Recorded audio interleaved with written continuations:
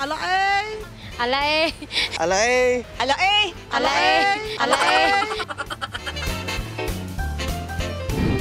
Walang kuryente po.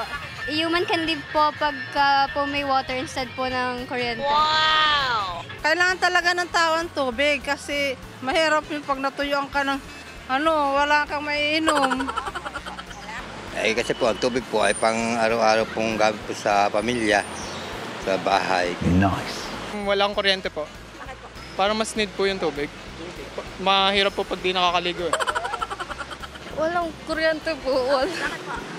Kasi po tubig is super essential po sa ating everyday lives. Kasi po napakahirap po talaga ng walang tubig. Hindi po kayang hindi maliligo at napakainit po. Pag nainitan ka, so para maliligo ka. Pero pag walang kuryente, okay lang po yun kung basta may tubig.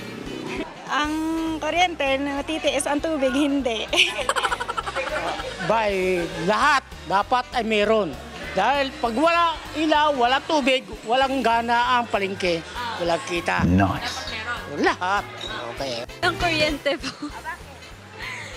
Kasi po kadiri pag walang tubig. Wala pong kuryente. Hindi po natin kaya mabuhay nang walang tubig. Yung sa hangin po, kaya siyang maanuhan ng hangin lang. Nice. Pero hindi ko po kaya mabuhay ng walang tubig. Walang kuryente! Walang tubig! Ay! Walang kuryente! Walang kuryente! Hindi ko po matitiis nang hindi maligo sa isang araw. Walang jowa. Walang kuryente! Walang kuryente po. Kasi po, mas nakaka-refreshen po yung tubig kaysa po sa walang kuryente.